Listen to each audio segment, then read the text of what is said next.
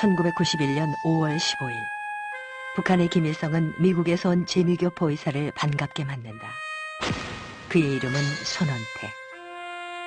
일제강점기 상해 임시정부 의정원 원장을 지낸 손정도 목사의 둘째 아들이자 초대 해군 참모총장과 국방부 장관을 지낸 손원일 제독의 동생이다.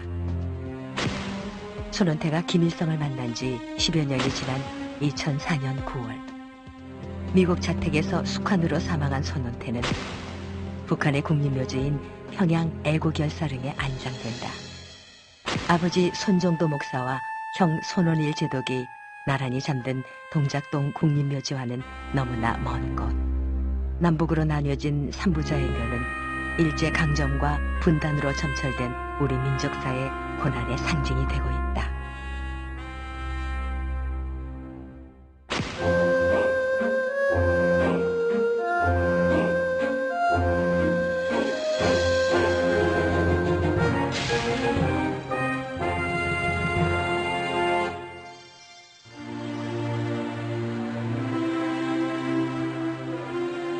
중국 상해의 홍구공원.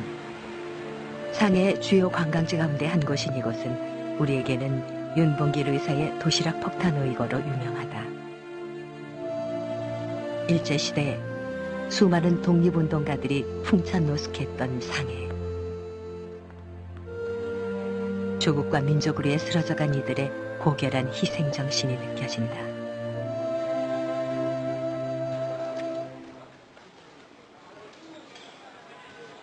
일제강점기 독립운동가들의 흔적을 찾아 나선 길.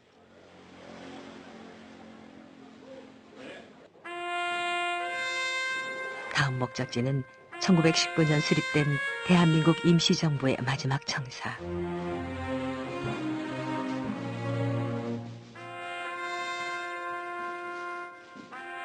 일본 경찰의 감시를 피해 몇 차례 청사를 옮긴 임시정부는 1926년부터 1932년까지 약 6년 동안 이곳에서 보냈다.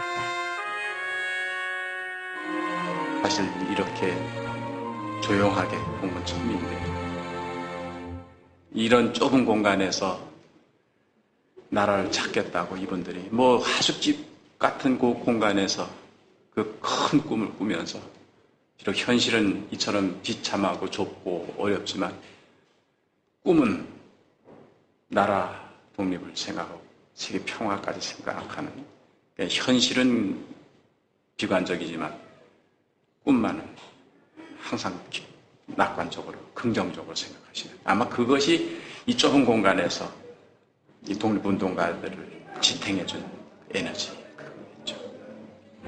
3.1운동 이후 국내외에서 활동하던 민족 지도자들이 모여 수립된 대한민국 임시정부. 여기에서 우리는 독립운동사와 한국교회사의 뚜렷한 족적을 남긴 한 인물과 만나게 된다. 제일 중앙에 있는 분이 요게 그 대통령, 이승만 대통령입니다. 그리고 요게 이분이 이제 국무총리였던 이동희. 그리고 이분이 손정도 목사님이죠. 그러니까 이때 이분이 의정원 원장이었기 때문에 지금으로 말하면 국회의장, 대통령, 국무총리. 그래서 이 정부와 의회, 그리고 국가를 대표하는 세 분이 나란히 있는 그런 모습입니다.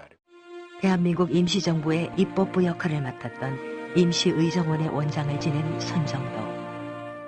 그러나 그에 대해 우리가 알고 있는 것은 그리 많지 않다. 우리가 보기엔 뭐 안창호 선생 혹은 뭐 이승만 박사, 김 선생 이런 분들 많이 있지만은 그분들보다도 훨씬 더 많은 일을 했고 또 그런 리더십을 통해서 한인사회에 많은 용기도 줬고 지원도 많이 했고 또 수많은 단체에 가입해서 그 단체들을 또 이끌었고 그런 차원에서는 한국이 나온 근현대의 아주 뛰어난 인물이라고 볼 수 있어요. 1882년 평안남도 강서군의 유교 가문에서 태어난 손정도는 23살이 되던 해 평양길에 오른다. 정부의 관리가 되려던 청운의 꿈을 안고 과거 시험장으로 향하던 길. 한 마을의 민가에서 하룻밤을 묵게 되는데 조 목사라 불리던 집주인으로부터 새로운 학문과 세상 돌아가는 사실을 알게 되면서 기독교와 인연을 맺는다. 훗날 그의 장남 손원일은 어머니로부터 전해 들은 얘기를 이렇게 적고 있다. 상투를 자르고 인본을 저버린 아들이 갑자기 사당을 때려 부순 행위는 미쳐도 크게 미친 짓이었고 도무지 상상도 할 수 없는 일이었다. 그렇게 하룻밤 사이에 기독교인으로 거듭난 선정도는 관리가 되기를 포기하고 고향으로 돌아가는데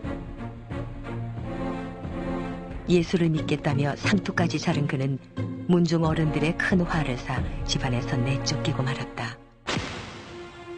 그렇게 평양으로 간 그는 숭실중학교에서 신학 공부를 시작한다.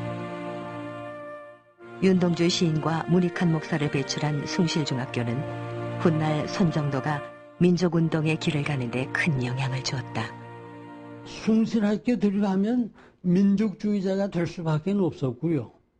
애국자가 될 수밖에 없어서 분위기가 다 그랬고 학교 지도자들이 다 그냥 애국에 그냥 똘똘 뭉쳐 있는 사람들이었으니까는 그러니까 그 밑에서 자라는 사람들이 학생들이 애국 안 할 수가 없고 민족 떠들지 않을 수가 없고 말만 나오면 민족주의가 됐고 애국하는 일이 운동이 됐고 그런 것이었죠.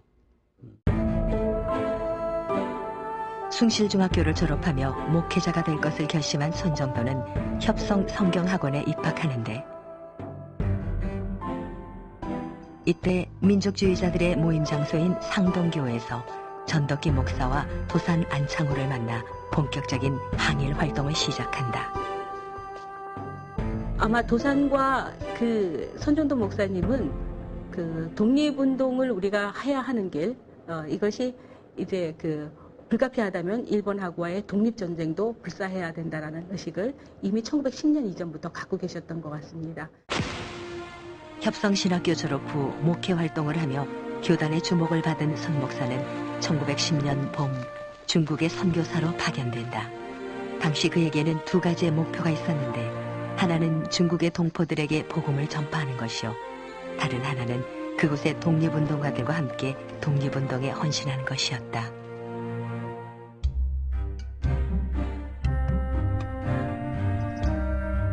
중국으로 간 손정도가 처음 찾은 곳은 북경의 한 교회.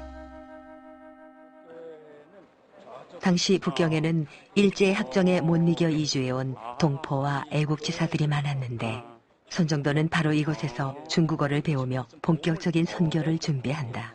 손정도 목사님 결국 여기 와서 처음 이제 한국말, 여기 중국말 배우시면서 선교를 준비하셨던 곳.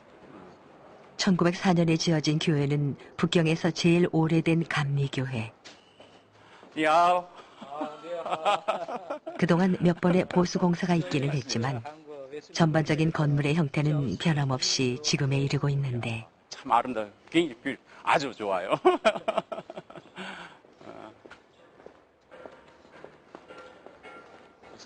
오랜 역사와 전통만큼이나 예배당 내부는 독특하면서 아름다운 고대 로마 건축 양식을 뚜렷이 보여준다. 오, 와, 이야, 참 좋다. 바로 이곳에서 손정도는 구체적인 독립운동 계획을 세우게 되는데 동포들의 처지를 살피고 위로하며 항일 의지를 다졌을 그의 굳은 각오가 느껴진다. 중국말을 배우시면서 여기가 수도니까 또 교통이 요제지고 그래서 조성환 선생이나 이런 이제 시민회 활동하시는 분들이 여기에 계시다가 이제 만주로 옮겨가시거든요. 그러니까 여기가 자연스럽게 수도이니까 그런 거점을 논의하는 지경이 되죠. 중국어에 어느 정도 자신을 얻게 된 손정도는 1912년 하얼빈에 본거지를 두고 본격적인 선교 활동에 착수한다.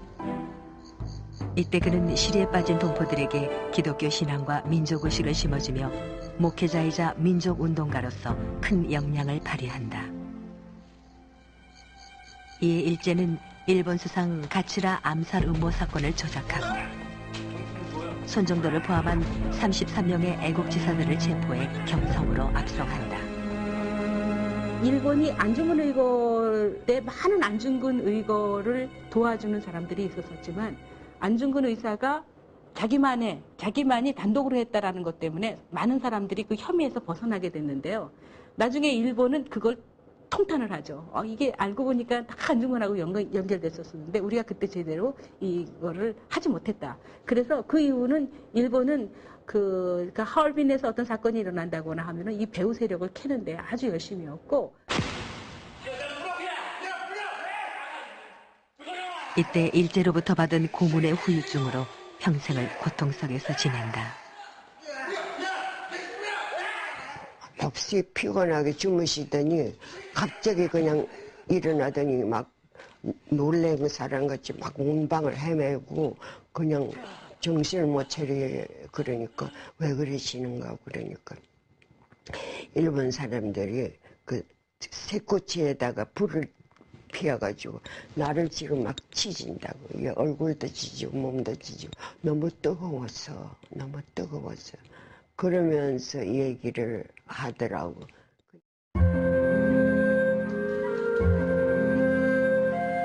1890년에 설립되어 일제강점기 국권회복운동을 이끌고 1970년대 평화시장 근로자들의 쉼터 역할을 했던 동대문 교회.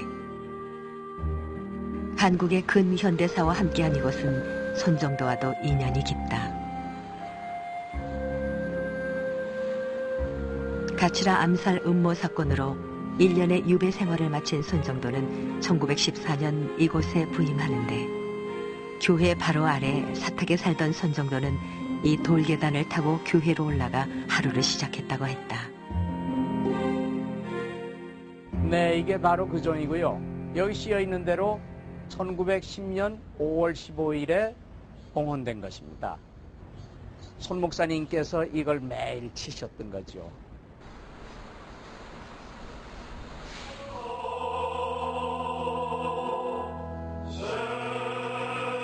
그렇게 손정도가 재임하는 동안 동대문 교회는 2천여 명에 가까운 신도들이 찾는 큰 교회로 성장한다. 손 목사님이 설교하시면서 마당까지 꽉 차도록 교인들이 모였다는 겁니다. 그래서 마당까지 꽉 차는 예배를 두 번씩 봤다, 이렇게 전해져 내려오고 있고요. 그 다음에 당시에는 손정도식 설교라든가 손정도식 목회라든가 이런 말이 유행을 했다고 그럽니다. 그러니까 이 서울 시내에서 어지간한 청년들이라든가 또는 애국심을 가지고 있는 사람들이라든가 이런 분들은 이쪽으로 다 모이지 않았겠나. 그렇게 1년이 흐른 1915년. 손정도의 다음 부임지는 우리나라 최초의 감리교회인 정동교회였다. 이후 손정도가 재임한 3년 동안 정동교회는 그야말로 비약적인 발전을 하는데 남녀를 구분하는 휘장을 없애고 의자를 놓아 장안의 화제가 되었으며 날로 교인 수가 늘어나 증축 공사를 하는 등 명실공히 전국 으뜸의 교회로 성장한다.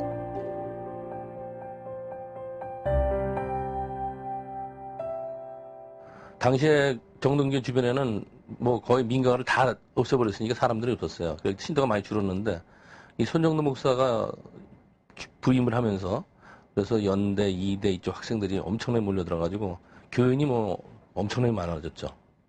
한 7,000명, 8,000명 이렇게. 그래가지고 그 정도로 아주 달변가이면서 또 그 깊은 사상적 내용을 갖고 있으면서 특히 그 민족주의 의식을 고취시키는 데는 아주 굉장히 큰 역할을 했던 그런 훌륭한 목사님이시죠.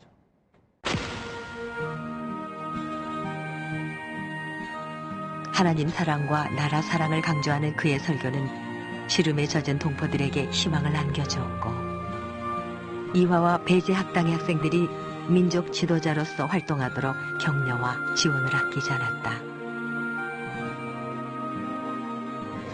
정동제일교회 때도 아마도 손정도 목사님이 목회 활동을 하실 때 많은 민족주의의 확산을 가져왔다고 생각합니다.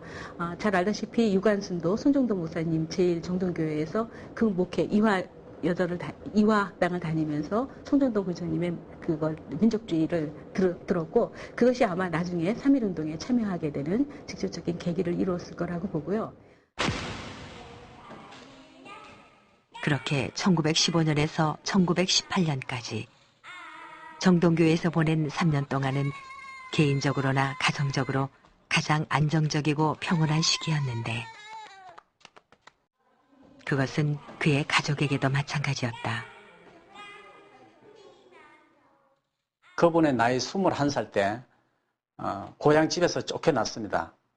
쫓겨난 이후에 이제 신학 공부에다가 그다음에 해외 선교사 활동, 그다음에 기양살이, 옥살이 등으로 인해 가지고 가족들과 같이 살 수가 없었습니다. 그런데 이제 동대문 교회와 그다음에 정동교회 목사직을 수행하면서부터는 가족들과 안정적인 생활을 하게 된 셈이죠.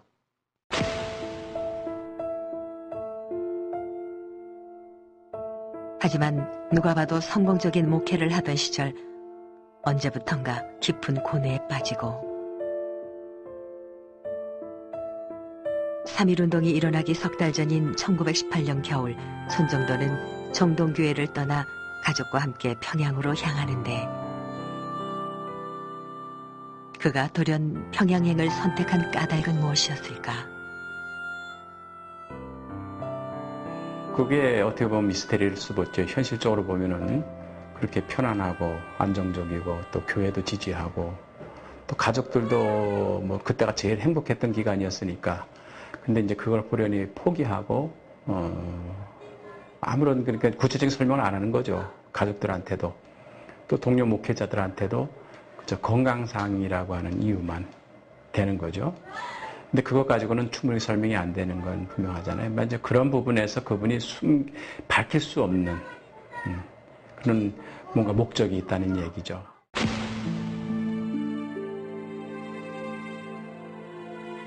그렇게 서울을 떠나 평양에 머물던 1919년 정월 어느 날 문득 손정도는 가족과의 이별을 준비한다. 정동교회를 떠난 것도 잠시 다시 또 먼 길을 나서는 이유를 차마 말하지 못하고 잠깐 다녀오겠다고 나선 길. 그것은 목회의 길과 다름없는 고난과 십자가의 길이 됐다.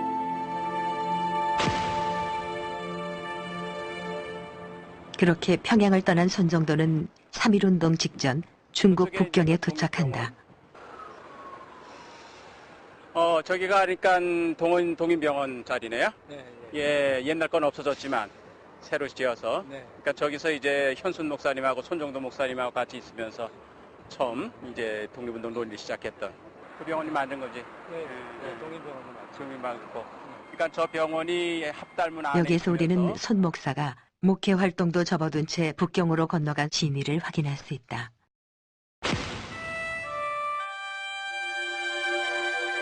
한국 최초의 근대식 학교인 유경공원. 정동교회 재임 시절 손정도는 일제에 강제 퇴위당한 고종과 잦은 만남을 갖는다. 고종이 당시에는 고종이 살고 있던 지역을 벗어날 수가 없었어요. 퇴위를 감시당하기 때문에. 그런 가운데 유일하게 상의하고 또 뭐 담소할 수 있는 사람들이 당시 유경공원 내에 있었던 목사관에 살던 그런 손정도 목사 혹은 현순 목사밖에 없었던 것이죠. 1919년 6월 열릴 파리 강화회의를 앞두고 고종은 의친왕 이강공을 파견해 황실의 독립의지를 알리고자 하는데 그 성공적인 준비를 위해 밀명을 받은 이가 바로 손정도였다. 1919년 파리 평화회의 밀사 파견을 또 추진하게 되죠. 그래서 5번째 아들인 의친왕 이강공하고 같이 미국에서 웨슬리안 대학에서 공부했던 하란사라는 여자하고 두 사람을 이제 대표로서 파견을 하게 되는데 그 사람들이 무사히 파리로 갈 수 있도록 도움을 주고자 했던 사람이 바로 이제 손정도 목사고 현순 목사고 최창식 목사 세 사람이죠.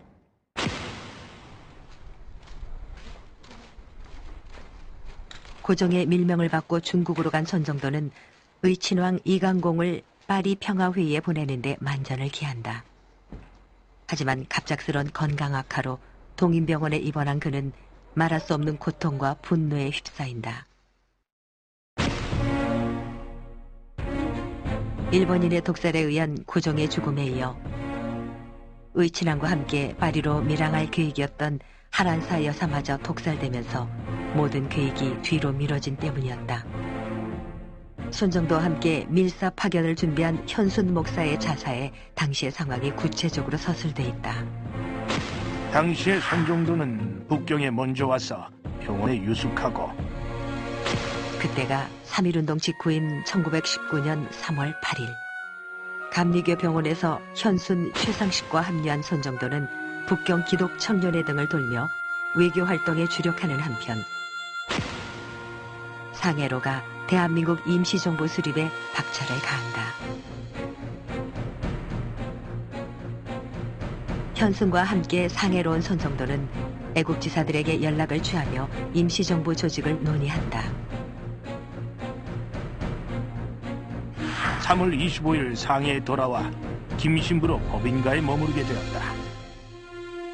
이때 손정도는 대한민국 임시정부의 의정원 원장을 역임 1919년 4월 11일 임시현장 10개조를 채택함으로써 대한민국 임시정부의 주도 세력으로 활약한다. 임시정부가 입법활동이 없는 정부만을 갖는 것이었다라고 한다면 오늘날과 같이 그렇게 커다란 평가를 받지 못할 것이라고 봅니다. 이 상하이 임시정부의 주된 평가는 이런 입법활동을 먼저 하고 그러한 그 임시정부를 준비해 왔고 그리고 수립했다라고 하고 그 중심에 손정도 목사님이 계시다라고 볼 수가 있죠. 그래도 이게 옛날 건물들을 그대로 이 뒷골목에 가지고 있어. 목회자이자 독립운동가로 활동한 손정도 목사의 발자취를 따라 나선 길. 그러면 한번 보자. 이게 여기가 지금 김신부로인데 지금 이것이 현재는 어떻게 가는가? 네. 다음 목적지는 1919년 4월 13일 국호 대한민국이 정해지고 대한민국은 민주공화 제임을 선포한 임시정부 최초의 청사. 여기가 같았다는 얘기지. 현순 목사님이 북경에서 내려오신 다음에 그다음에 또 손정도 목사님도 같이 북경에서 내려오신 다음에 그다음에 이제 상해에 모여들었던 모든 독립운동가들이 모여서 임시정부를 조직하기 위해서 준비를 하고 회의를 하면서 비로소 임시정부의 틀을 만들어가는 과정이 김신부로가 22번지 3층 회의실에서 이루어졌다고 봐요.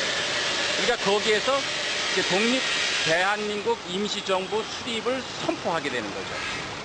확인 결과 문헌상으로만 전해져 오던 김신부로는 서금 1호로 바뀐 상태. 바뀐 거리명으로 해당 호수를 추적해보기로 한다. 하지만 호수마저 전면적으로 바뀌는 바람에 그 정확한 위치를 확인하기가 쉽지 않은데 결국 다른 방법을 강구하기로 한 제작진이 찾은 곳은 인근의 노인정.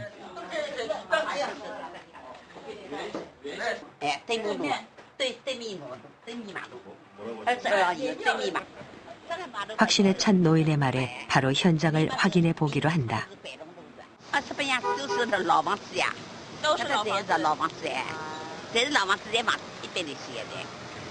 없어졌구나. 하지만 희망은 이내 사그라들고 말았다. 헐렸어. 이렇게.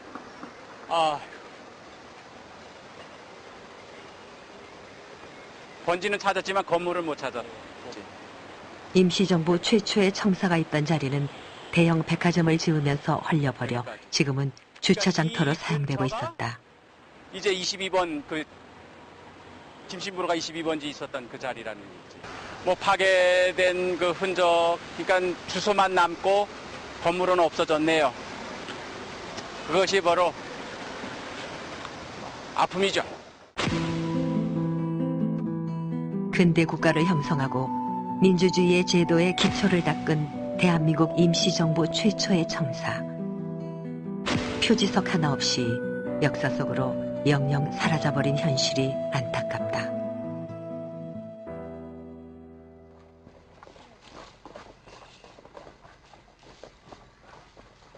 한편 손정도가 중국으로 떠나고 난 후 평양에 남은 가족들의 생활은 그야말로 고난의 연속이었다.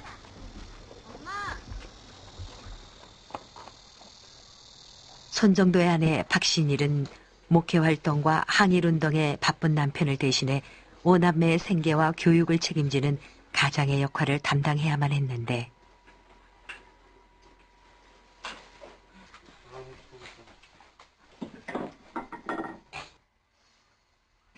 차남 손원태는 훗날 자신의 회고록에서 그런 어머니의 모습을 이렇게 기록했다. 아버지의 망명 뒤에 우리 가족은 어머니의 피나는 노력으로 생계를 유지하였다. 어머니는 기독교 병원에서 재봉일을 하셨는데 험한 빨래도 마다하지 않으셨다. 그런 중에도 박신일은 남편 손정도의 독립운동을 물심양면으로 지원한다. 손 목사가 파견한 연락원들을 숨겨주고 독립운동 자금을 보내는 것이 그녀의 역할이었다.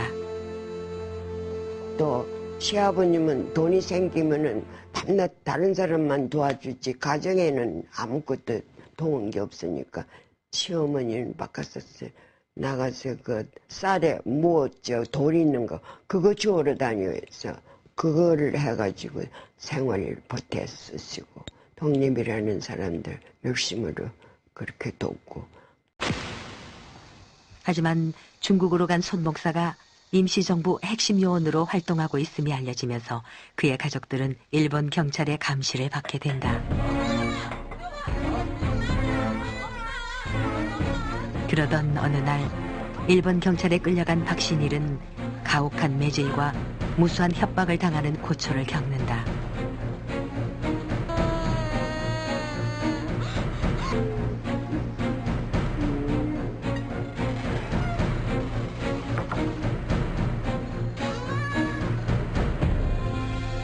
소학교 시절 일찍이 민족운동에 눈을 뜬 원일은 선교사 댁 으슥한 헛간에서 태극기를 만들어 3.1 독립만세 현장으로 나간다.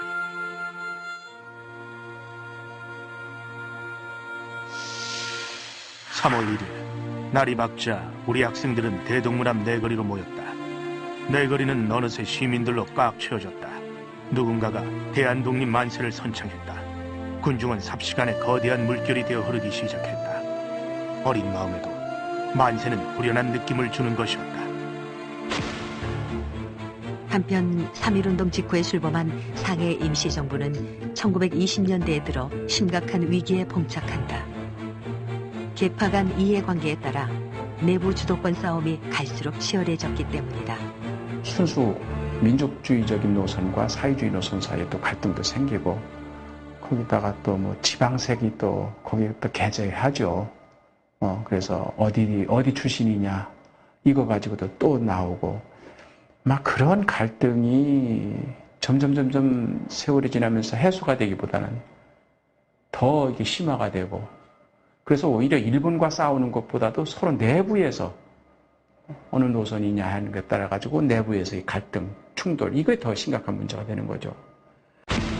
이에 손정도는 서로 다른 주장들을 통합하기 위해 노력하는 가운데 안창호와 함께 다른 여러 단체의 조직과 운영에 참여한다. 대한적십자회 상임위원과 대한교육회 서무를 역임하고 김구, 김철 등과 함께 의용단을 조직해 무장독립운동을 전개하였으며 흥사단에 입단해 중국에 있는 한인들의 권익보호와 지위 향상에 힘을 쏟는다. 어떻게 보면은 독립운동의 일선에서 지휘를 하는 운동이라기보다는 독립운동의 저변을 확대하고 밑거름을 만들어 나가게 하는 이런 일을 하신 분이 손병도 목사님이라고 얘기할 수가 있죠. 독립운동의 저변을 확대하는 동안에도 안창호와 함께 임시정부 내 서로 다른 주장들을 통합하기 위해 노력하는데 하지만 도무지 해결의 실마리가 보이지 않는 가운데 손정도의 시름은 깊어져만 갔다.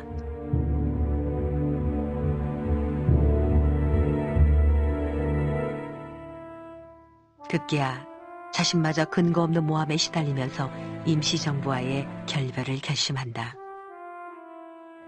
결국은 그분 자신도 반대파에 의해서 공금 횡령이라고 하는 모함을 받고 또 조사를 받게 되는 거예요. 아마 그것이 결정적으로 그분이 이 상위 임시정부 활동의 한계를 느끼고 이거는 아니구나 생각을 했던 것 같고요.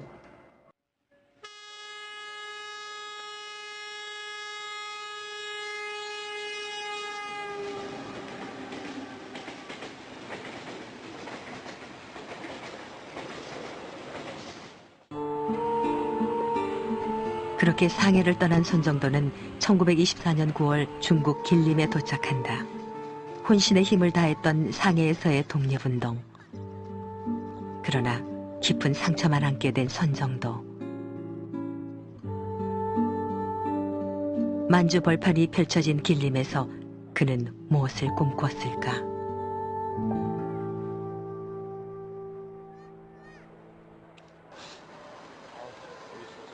서점 있구나. 장청 서점. 길림 시절 손정도 목사의 발자취를 찾아가는 길. 과거의 흔적을 확인할 수 있는 변변한 자료 하나 없는 상황에서 길림시의 한 서점을 찾았다. 하지만 빈손으로 돌아가는가 싶은 순간 이덕주 목사가 뭔가를 발견했다. 잘하면 좋은 안내자가 될성 싶은 도록 한 권. 하지만 옛 모습을 완전히 잃은 도시에서 과거의 흔적을 찾기란 쉽지 않다.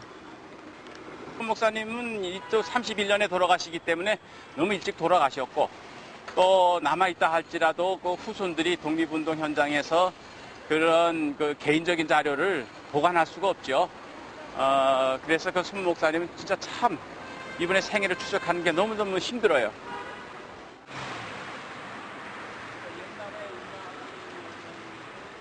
그렇게 실체가 없는 과거의 흔적을 찾아다니기를 꼬박 한나절. 마침내 목적했던 한 장소에 도착했다. 거리를 지나는 마차의 모습이 이색적인 거리. 과거 소와 말을 팔던 시장이 있어 우마항이라 불렸던 이곳은 손정도가 세운 조선인 교회가 있었던 것이다. 손정도는 바로 이곳에서 평양의 가족들을 불러 안정적인 목회 활동과 함께 독립운동에 매진했다. 자, 그럼 여기가 어디쯤인가 한번 보자. 여기가 주고 계속 이 한안가로 따라가지고 와니까 아하, 여기 저는 여기 지금 와 있는 거네. 옛날에 여기가 대문이 있었던 데인데 지금은 대문은 없고. 하지만 도시화와 개발의 물결 속에 옛 모습은 전혀 찾아볼 수 없는 상황.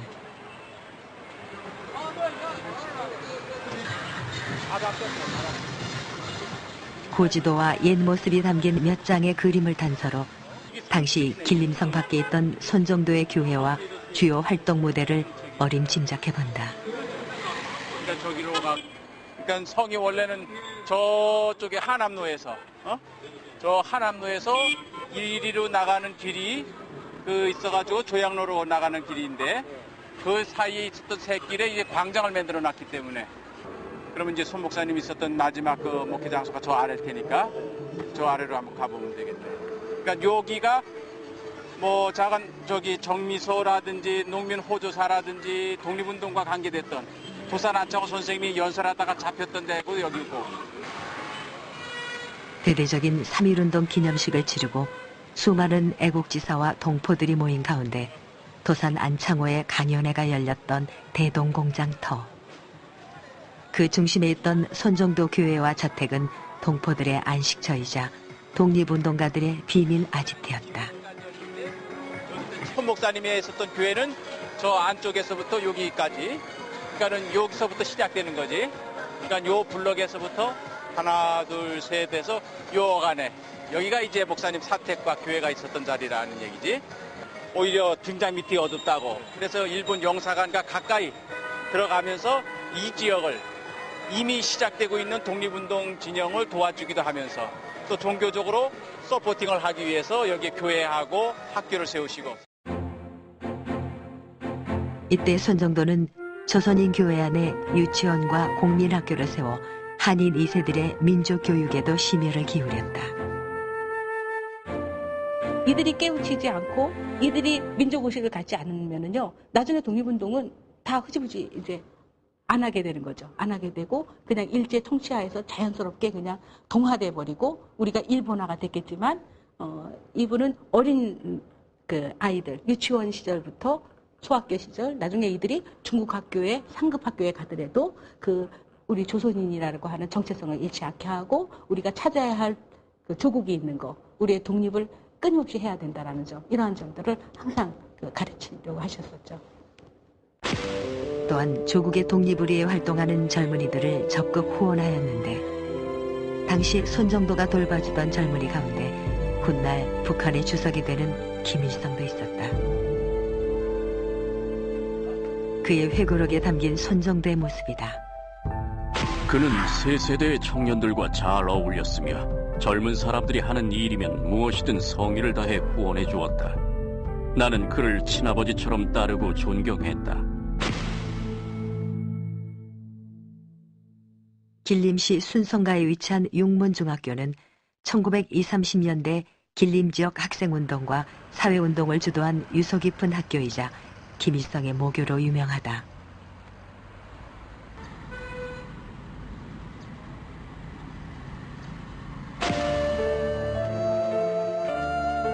평양에 있던 김일성이 손정도를 찾아온 것은 14살 되던 해. 소년 김일성을 반갑게 맞은 손정도는 그를 용문중학교에 입학시키고 자식처럼 돌봐준다. 그런데 한 가지 이해하기 힘든 부분은 공산주의자인 김일성이 어떻게 손정도와 인연을 맺게 된 것인가 하는 점이다.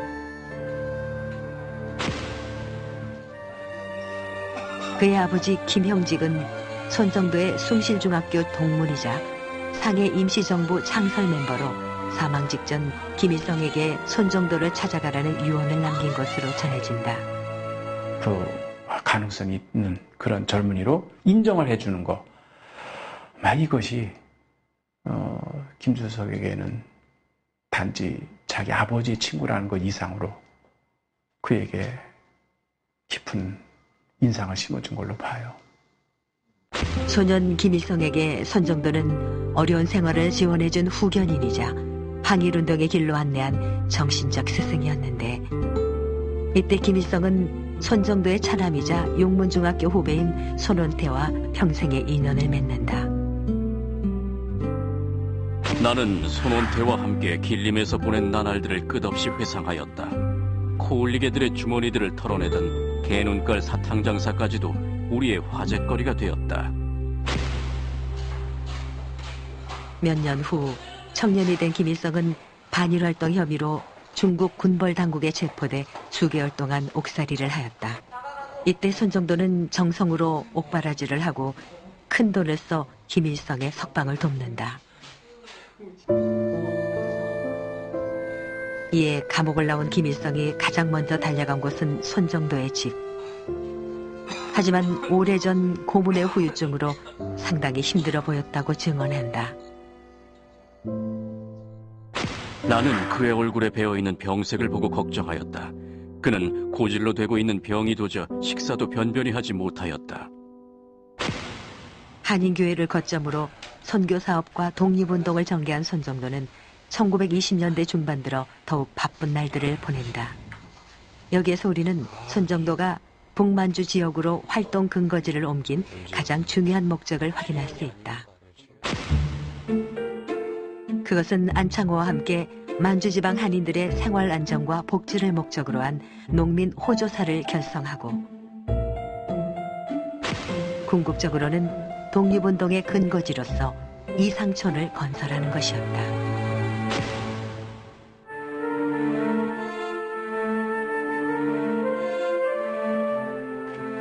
독립운동과 농민운동, 선교사업을 모두 아우르는 꿈의 이상촌은 과연 어떤 모습이었을까? 대단한 거죠. 전부 대상류까지 우리 교화에서 차 타고 이제 40분 정도 왔는데 그 정도가 쭉 가면서 전부 농사짓던 곳입니다. 그러니까 거가 예. 오케이. 행목현의 앵목에 있는 논농사를 질 수 있는 넓은 땅은 이제 이 지역이라는 이야기죠. 이만큼 이제 넓은 땅을 한꺼번에 사가지고 그저 이 도심에 있는 그런 조그만 땅이 아니라 몇십만 평을 구매할 수 있으면 이제 이런 지역이 되겠네요. 그죠? 예, 그렇습니다.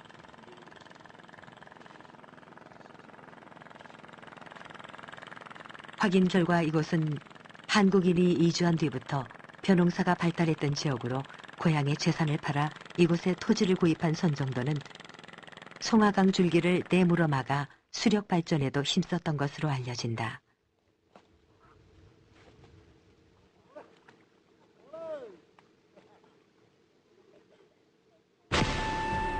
그러나 일제의 만주 침략 야욕이 본격화되면서 농민 호조사를 중심으로 한 이상촌 건설 계획은 결국 실패로 끝나고 말았다.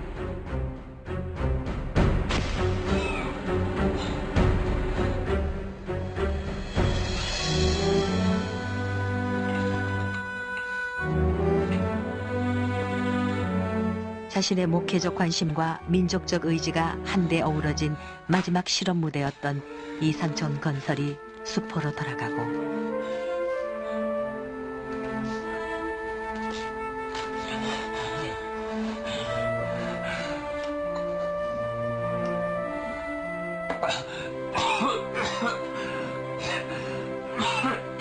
고문 후유증으로 건강이 악화되면서 머나먼 타국 땅, 가족도 없는 여관방에서 쓸쓸한 죽음을 맞는다.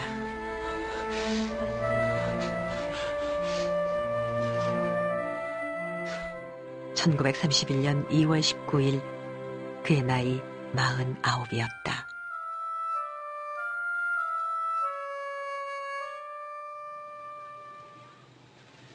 손정도 목사의 발자취를 찾아 떠난 여정의 끄트머리.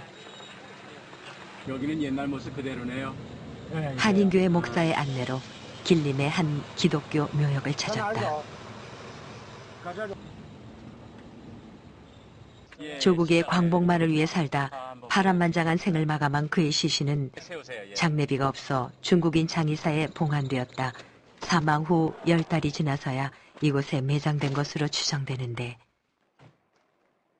문화혁명 중에 봉분과 비석이 훼손되어 과거 봉분식 묘지를 찾기란 쉽지 않다.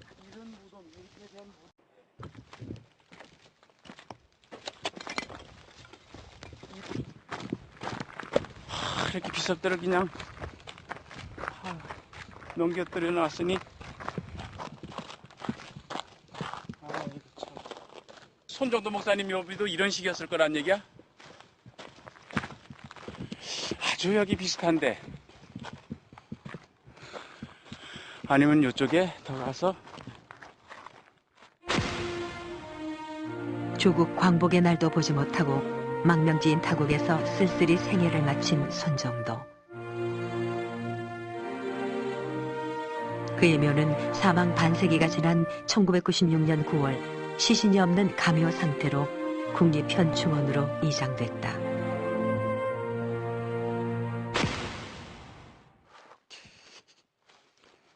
봉분도 묘비도 없이 잡초만 무성한 채 방치되고 있는 묘역. 그러네요. 이렇게 증자도 저 가면서 옥수수가 있지 않을까? 이런 상황에서 기록으로만 전해져 오는 목사의 실제 무덤을 찾기란 도무지 불가능해 보인다. 개념으로 이오론 목사님은 묘지 그 아래 길림교회 수인의 입장이 불시하다고. 한 장의 사진 속에서만 보아오던 묘역을 눈으로 직접 확인하는 것으로 만족하고 후일을 도모하기로 한다. 한번 좀 시간의 여유를 가지고 다시 와서 옛날 한족 원로교인들 또 우리 그 목사님의 무덤을 혹시 기억하고 계실 그런 분들을 만날 수 있는 그런 기회를 뽑고 여기 현재 계신 목사님도 그 같이 동참해 주시겠다고 했으니까 이제는 돌아가야 할 시간. 조국의 자주독립을 열망했던 그의 꿈에 대해 생각해본다. 손정도 목사님 독립을 못 보고 가셨어요. 그분이 꿈꾸었던 거는 독립된 조국일 뿐만 아니라 하나된 조국일 터인데 해방과 함께 분단이 돼서 지금 나눠진 상태로 지금 반세기 넘게 가고 있거든요. 그러고 보면 손정도 목사님의 꿈은 이루어지지 않은 셈이죠. 반밖에 이루어지지 않은. 손정도 사망 70년이 지난 2003년 10월 남과 북의 학자들이 그의 이름 아래 한자리에 모였다. 1994년 사망한 김일성의 유언에 따라 손정도 목사 기념 평양 학술 대회가 열렸다. 한 2002년도에 이학유라는 사람이 이제 남북을 왔다 갔다 하는 미국 시민인데, 조선민주인민공화국에서 북한에서 손정목사 기념 학술 대회를 하고 싶다고 한다고. 예, 어떻게 생각하느냐? 뭐 좋지 않느냐? 다만 이 정부에서 뭐 허락할 걸로 한다고. 그래서 이제 하자, 우리 가겠다. 그래가지고 대개 조직을 했어. 이제 역사학자들, 비교적 젊은 학자들입니다. 그렇게 해가지고 정부에 얘기를 했죠. 분단 반세기. 북한의 수도 한복판에서 열린 학술대회는 분단된 조국이 하나가 되게 하는 소중한 기폭제가 되었다.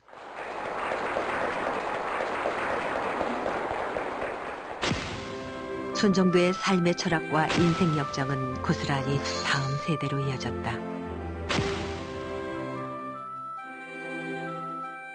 그의 장남 손원일은 나라의 미래가 바다에 있다는 아버지의 가르침에 따라 중국에서 항해학을 전공하고 대한민국 해군을 창설, 초대 해군 참모총장과 국방부 장관을 역임하는데 지역 파벌을 없애기 위해 장병들의 인사기록 카드에 현 주소만을 쓰도록 하고 군의 정치적 중립을 강조하는 가운데 국가와 국민을 위해 헌신했다. 국민학교 3학년 때인가 4학년 때 이제 처음으로 이제 아버님 사무실에 갔는데 들어가니까 처음에 눈에 띄는 게 그거 있었어요. 국가와 민족을 위해 이 몸을 상가 바치나이다. 근데 제가 그걸 보면서 지금 와서 깨달은 게 그게 할아버님이 나라 사랑이 민족 사랑이다 하는 거기서 내려온 거 아니냐. 2007년 중앙일보 특별취재단은 분단의 장막에 가려져 있던 근현대사의 현장을 취재했다. 이 과정에서 손정도의 차남이자 손원일의 동생 손원태가 북한 애국 열사릉에 묻혀 있음이 확인됐다. 아버지와 형이 묻힌 서울 동작동 현충원과는 너무 먼 곳.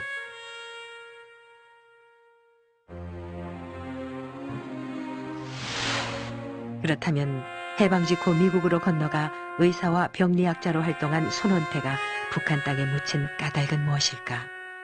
10대를 형아우로 지낸 김일성과 손원태는 1991년 60년 만에 백발이 되어 재회하는데 손원태가 김일성을 만나고 북한 땅에 묻힌 것은 혹시 정치적 이데올로기 때문은 아니었을까? 북한이 좋다, 남한이 좋다 그런 차원보다는 그런 그 개인적인 연분 관계 이런 것이 아마 본인이 그렇게 택하게 되는 중요한 원인이 됐다고 봅니다. 조국의 광복으로 살다 간 이들이 차마 이루지 못한 절반의 꿈. 그것은 과연 누구의 몫인가? 네, 그건 우리의 몫이에요. 우리한테 넘겨주는 과제, 숙제란 말이죠. 아, 이제 정말 두 세대가 이제 끝나가고 있구나. 그러니까 손정도 목사 세대, 그 다음에 그 아들 세인 손원태 박사 세대가 이미 끝나가고 있다. 그러면 이제 역사가 3세대, 4세대들이 이 1세대, 2세대들이 가지고 있었던 어떤 분열, 갈등 이런 것들을 좀 치유하는 그런 노력을 해야 되는데 아, 과연 우리는 과연 뭘 할 수 있을 것인가 하는 생각을 많이 하게 됩니다. 여름날 오후 손정도 목사의 손자이자 손원일 제독의 아들 손명원 씨가 노모와 함께 정동교회를 찾았다. 제가 새벽기도 나오면은 보통 저기 앉는데 그러면 여기 서서 그 목회하신 목사님을 뵈면은 기분에 할아버님이 옛날 저기 서 계셨겠지 하는 생각도 들고 이제. 민족의 독립과 조국의 광복을 목회자의 당연한 사명으로 여기고 묵묵히 독립운동에 헌신한 손정도. 그의 삶은 참 그리스도인의 모습이었다. 근데 그분의 철학은 어떻게 보면 걸레 같은 삶의 철학이었었어요. 그분은 중요한 일을 한 거지. 그걸 가지고 내 영광을 찾는 그건 아니었었다고. 도리어 국민한테 영광을 갈 수 있는 희생 정신을 가지고 국민을 위해서 일한 그런 그것이 우리가 배워야 될 거 아니냐. 하나님을 사랑하는 사람은 나라를 사랑하고 민족의 피와 눈물로 이룬 독립이 조국 분단이라는 아픔으로 남게 된 지금.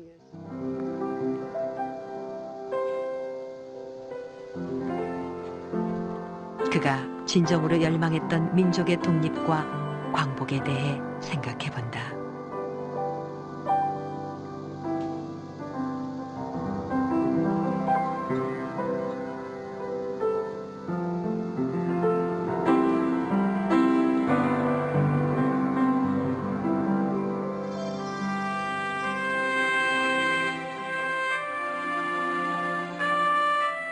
종파와 이념을 떠나 하나된 조국을 꿈꾸었던 손정도 목사. 그의 삶을 통해 우리 결혜가 다시 하나 되는 길을 찾아본다.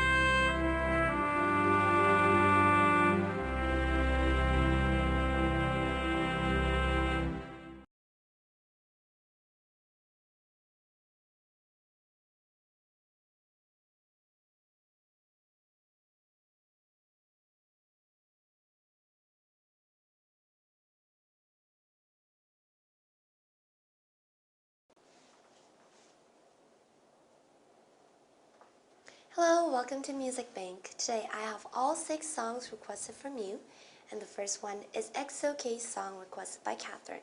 Here is What is Love?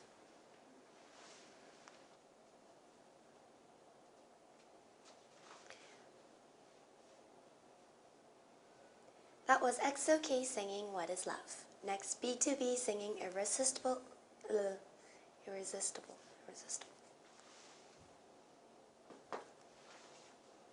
That was XOK singing What is Love.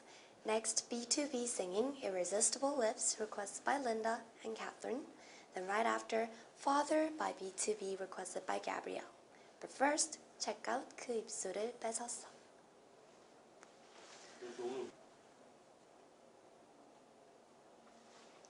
That was Irresistible Lips, and then Father by B2B. Next is 공이 루비 singing Let Me Go, requested by Sally. Then Big Bang's Monster, requested by Tessa. Here they are.